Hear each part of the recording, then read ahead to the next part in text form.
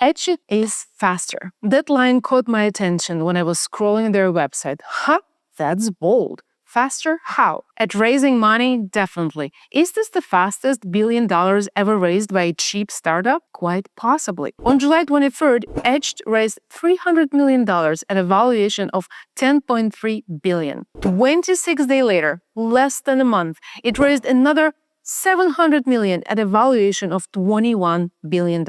And the second round was led by Jane Street, a major global quant trading firm and liquidity provider. These guys do not f around. Jane Street runs tens of thousands of GPUs, writes optimized CUDA, builds compilers and custom hardware, and operates machine learning systems on microsecond trading horizons. A beautiful vision and publicity means little there unless it survives contact with latency. And Jane Street said it tested Etched's chip. Etched shipped its first rack to Jane Street's data center. Then Jane Street led the round. So yes, Etched is faster at raising money. Whether it is faster at inference is this $21 billion question.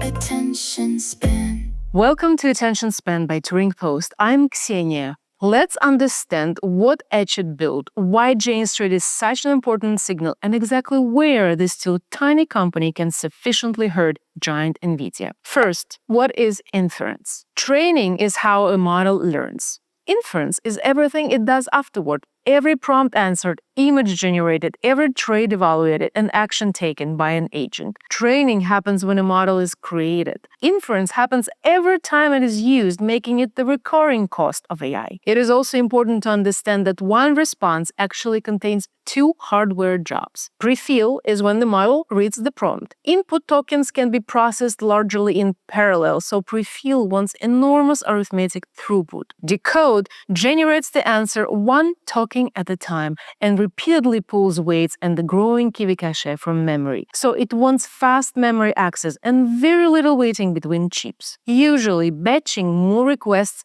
raises total throughput but makes each user wait longer. Prioritizing one request improves responsiveness but can leave expensive hardware less efficiently used, which is inappropriate for Jane Street that tries to make everything super efficient. So Etched claims it can improve both more total tokens and lower response latency within the same power budget. That is their big promise. How are they going to do that? Etched was founded by Gavin Uberti, Robert Watson, and Chris Zhu, three Harvard dropouts who became Thiel Fellows. All of them at this very moment, are 24 years old.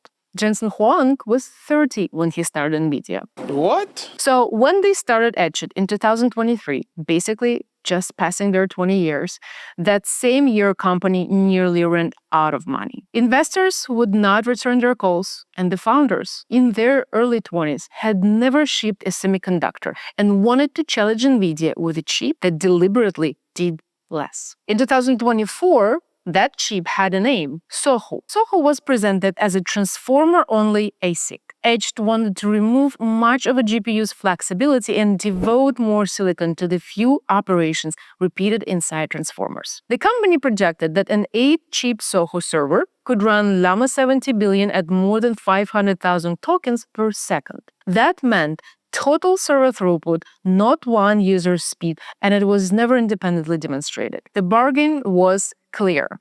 If transformers conquered AI, if they're so important for AGI, Etched could win by deleting everything they did not need. If you remember, Talos provides a useful comparison here. It goes further by encoding a particular model, including its weights, into silicon. Etched kept weights in memory, allowing one chip to load different transformers. It sat between a flexible GPU and Talos model-specific hardware. Then, the story completely changed. By 2026, the Sohu name and the 500,000 token claim had disappeared. Etched began calling its product a frontier inference cluster. It said the current hardware was architecture agnostic and already running DeepSeek, Qwen, Llama, and Mamba. DeepSeek and Qwen did not prove anything because many of their models still use transformer components. But Mamba is the interesting moment here.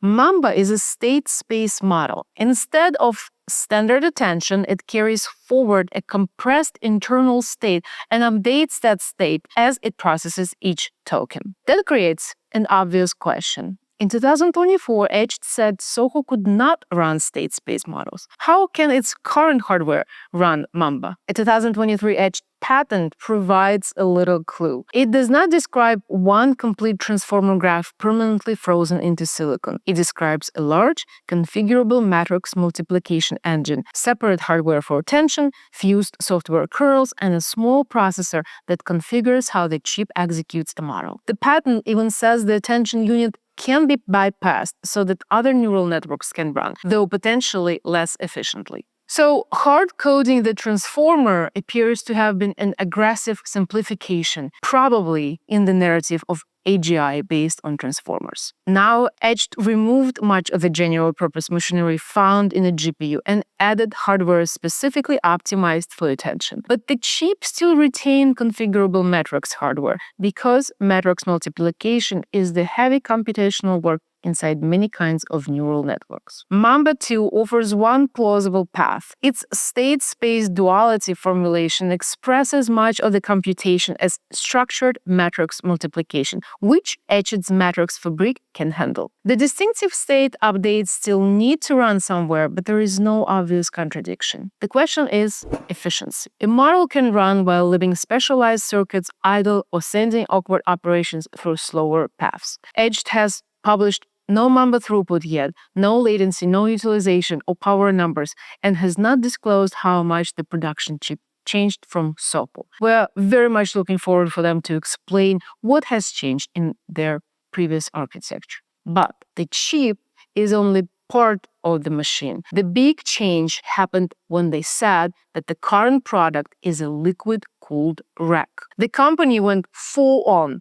It designs its chips, boards, power delivery, interconnect, cooling, and software together. TSMC fabricates the N4P silicon. Etched's Thailand factory handles system production and testing. Large models span many processors, so data movement, memory, cooling, and power can limit performance as much as the chip. Etched has disclosed two main ideas how they're going to improve prefill and decode. The first is low-voltage inference, aimed mainly at high-throughput prefill. MEF blocks are grids of arithmetic circuits that perform matrix multiplications. Nvidia calls comparable machinery tensor cores. Etched says its MEF blocks operate at less than half the voltage used by most AI chips. Because dynamic power rises roughly with the square of voltage, this can keep more arithmetic active within the same power and cooling limits. But low-voltage transistors become slower and less reliable, so Etched says it's redesigned the circuits, power delivery, packaging, cooling, tiling, and scheduling around that constraint. Its splittable math arrays appear able to divide into smaller,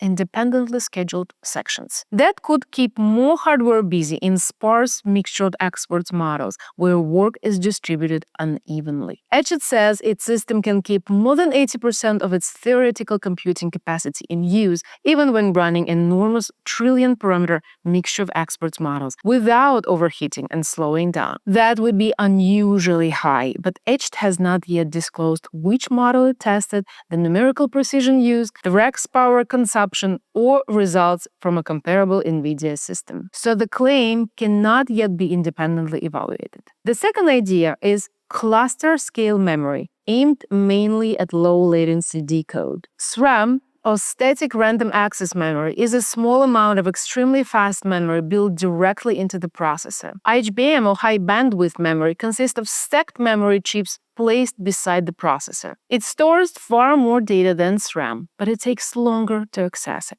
Frontier models are too large for one processor, so their weights and working data are divided across many chips. When one processor needs data stored in the memory attached to another, that data must travel across the connection between them. Etched calls the resulting delay mem-to-mem latency. This happens frequently in mixture of experts models. Different experts, which are specialized parts of the model, may be placed on different chips. A token sent to an expert on another chip must wait for data to travel there and back leaving the processors idle in the meantime. Inefficiency. Etched's proprietary interconnect, the network connecting its chips, is designed to reduce that delay. Its goal is to make the SRAM and HBM distributed throughout the RAID behave more like one large, fast memory pool. GPUs also combine SRAM and HBM. Etched's claimed advantage is faster access to memory attached to other processors. Together, low-voltage inference and cluster-scale memory attack both halves of serving a model, keep more math working during prefill, then spend less time waiting for data during decode. Okay, why would customers believe it and order it already? Because many AI buyers are constrained tremendously by power and supply. Their practical question is how many users and agents they can serve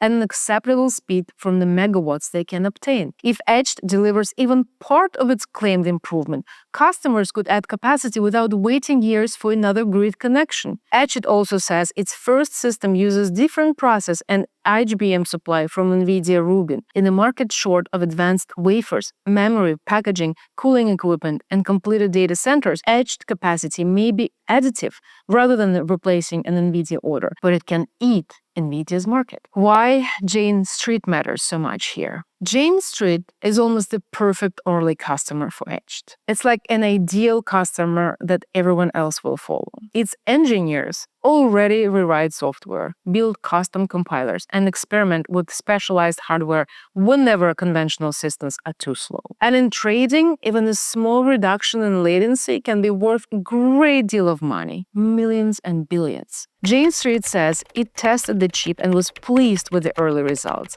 It also says Etched delivered the precision needed for its most demanding workloads. It means huge money for them. And that is a very strong endorsement. But Jane Street is certainly not abandoning Nvidia at the same moment. In April, it committed about $6 billion to CoreWeave cloud services, including access to Nvidia Vera Rubin, and invested another $1 billion in CoreWeave itself. So Etched is an extremely interesting case of the new inference cluster, but it's not, at least yet, a serious rival for Nvidia. Jane Street's own behavior shows that it wants several kinds of compute. Nvidia remains useful for training and workloads that require flexibility. Etched may handle specialized inference, where speed and predictable latency justify moving to a new platform. By investing, Jane Street also gains a closer relationship with the supplier, some influence over its roadmap, and substantial upside if Etched succeeds. But the strongest validation of Etched's promises